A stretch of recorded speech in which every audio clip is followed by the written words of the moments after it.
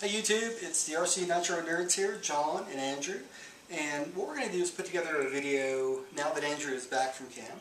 We're ready to go bashing, of course. So I thought I'd put together a video on how it is that we prepare for a bassing session. The first thing I need to do is get the low C810. The engine needs to be tuned. It's idling a little too quickly for me. I'm assuming it's just the idle set screw, but we'll see. Additionally, while I'm testing it, I don't want to keep the off-road tires on here. So the first thing I'm going to do, because I save these for when we bash, and when I do any sort of test runs, what I like to use are these incredible OFNA on-road tires. I love these things. So these are really good for test runs up and down the street. And so Andrew has been gracious enough to take over and change the tires for me. We'll see if the wheel nuts are too tight on there for him or not. What do you think? First one was really huh? crazy. Alright, and here we go, and we'll see if this is too tight. Your daddy did his... Oh, Andrew got some strength going there. He got that one off. Okay. You're growing into a man. Yeah. Alright, so the next thing I thought I would do is take Bad Boy out and run him. I just put new batteries in him yesterday. I hope the glow plug is charged up. We'll see here. But I thought I would just go ahead and work to get him started and give him just a little test spin to see how he does. Let's see how he starts.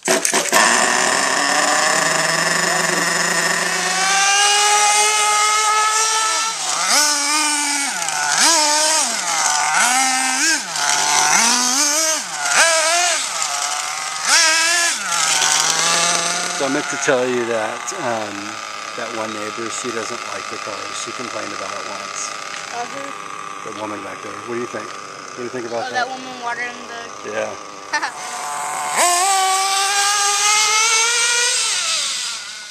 And of course, after every single run, we put after run oil in it. Might be a little bit of overkill, but it doesn't hurt just to put a drop, right, bud? Mm-hmm.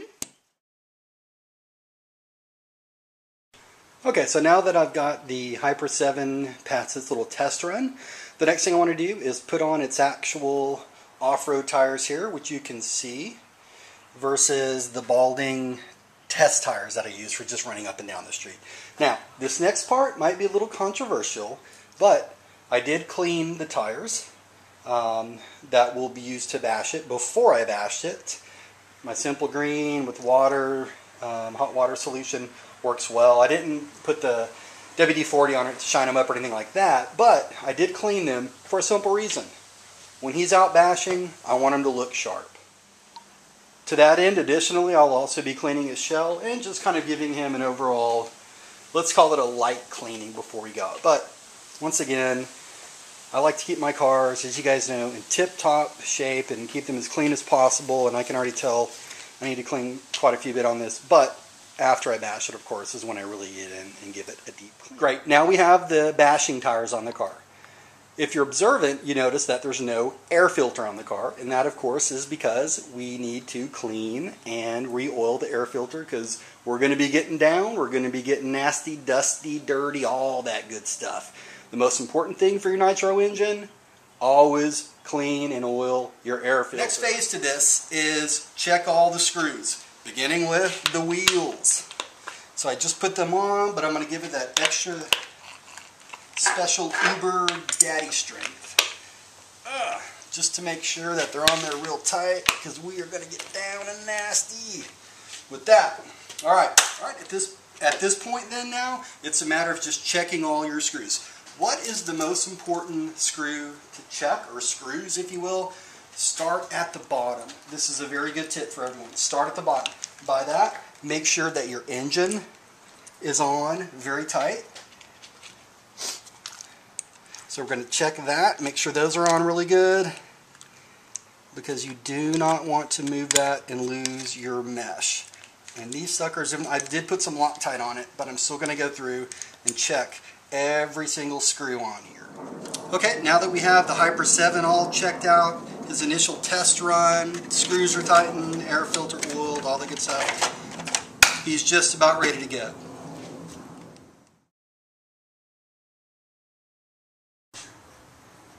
Next up is this mug right here. This is the one that's been giving me a little bit of trouble lately. So first thing we need to do is look at the symptoms. Unfortunately, it's raining a little bit tonight, but we will go through and do what we can prior to giving it its test run.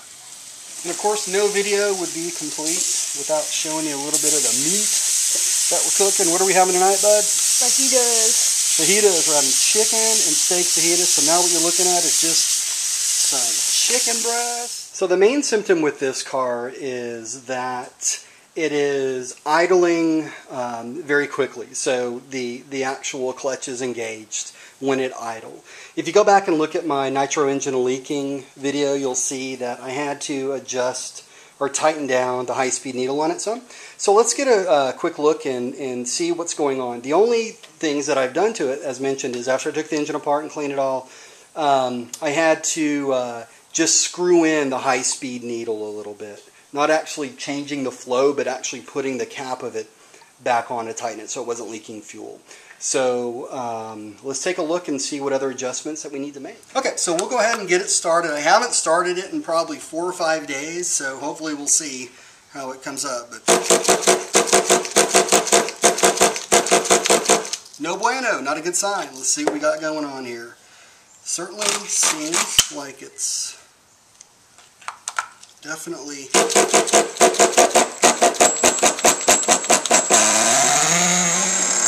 I hate to look like a douchebag by running it without its top, but again, running it without its shell is always acceptable if you're just testing out. That piece right there you saw was without any throttle whatsoever, so throttle's off, and you can see it's going pretty good.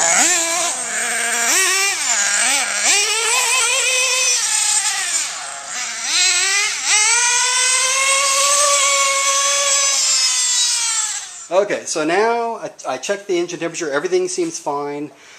It's one of two things. Either the engine needs to be retuned, so I'll probably just set it back to factory settings and see how that goes, or I'm going to have to jack with the idle stop screw. I haven't looked in it yet to see what sort of an opening we have. I don't know how that would have changed, but you never know. That's the first place to start, is see what sort of an opening I have in the carburetor.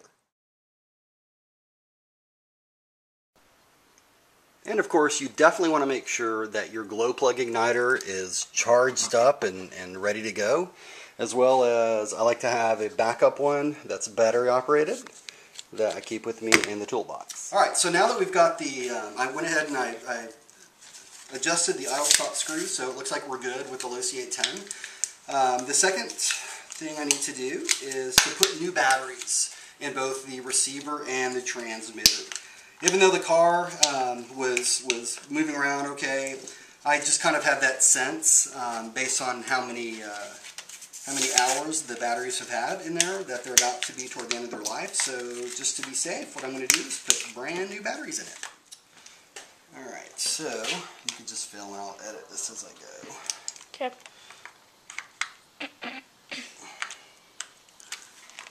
This is really boring stuff, but that's okay. Now you can see here what I did earlier. There was a lot of vibration and whatnot that was knocking the batteries loose, so I made a little bed, if you will, to help cut down on the vibration on the receiver. So now I'm just going to change these out. Now the one thing I dislike, I guess, about Low C versus other brands is they're really big into their body clips on certain areas. So myself, I would sooner just go through and screw and unscrew stuff, but they're into that. Alright, so now that we have that, the next thing I want to do is change the batteries here, Andrew, if you can hold it steady, change the batteries here on the receiver, and also keep these batteries, like I said, they work. And this is good for when Andrew runs out of his batteries for his Xbox. But when you're doing it, you always want to check the inside of your transmitter to see if you've got any gunk that's perhaps built up on it. This is pretty clean. Here's a tip though, if you do see any sort of corrosion, just get a pencil with an eraser on it and you can erase it right away and everything will work fine. And then of course, the last thing you want to do, at least after changing the batteries, is make sure that they work. Alright, so with that, the next thing is to put the actual off-road tires that we're going to be using back on the car. And these are them. Okay, now that we've got these tires back on, final thing I want to do, or one of the final things at least, is to clean out the air filter. And as I mentioned, once again, they're real big into these body clips, loosias. Taking them out is not that difficult. Getting it back in, ugh, don't like it a bit. We're getting there. Okay.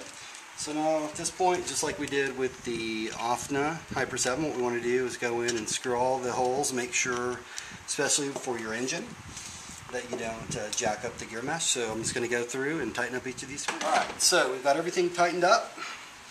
And at this point now, what I'm going to do is get the low C kind of set. Tuck her in the bed. Let's do this, set it on top of that. Now, the next thing, because we're going to get up early in the morning and go, I like to have everything prepared for both of us. That way we can just roll out of bed, annoy the hell out of our neighbors by starting the car early, just make sure nothing's happened overnight. But most important thing is to definitely make sure that you have all the right tools. We typically just bring our entire toolbox. It's got everything in here that we need. It's got, of course, our screwdrivers, these flashlights. Let me take a look in there. We've got extra batteries in here. We've got an extra glow igniter. Everything we need, except one thing, and that would be fuel. Now Andrew is putting fuel in the bottles. This is dedication too, let me say, because it's late at night, and it's got to be at least 105 in this garage right now. Wouldn't you agree? Yeah, it's really hot. Ugh. All right, so make sure we got both bottles filled up. And finally now, the morning of our bassing session, which you'll have to forgive my my sudden change in voice now that I have morning voice because it's still a little bit early. What we're going to do is give the cars a quick start and pack up our transmitters, and I bring our entire toolbox because it's got everything inside of there we need. Our tools, extra batteries, extra glow igniter, extra glow plugs, you name it. Everything is in here, shims, temperature gauge, tires, all that good stuff. And once we get back from church, we're going to take it out and have a great time.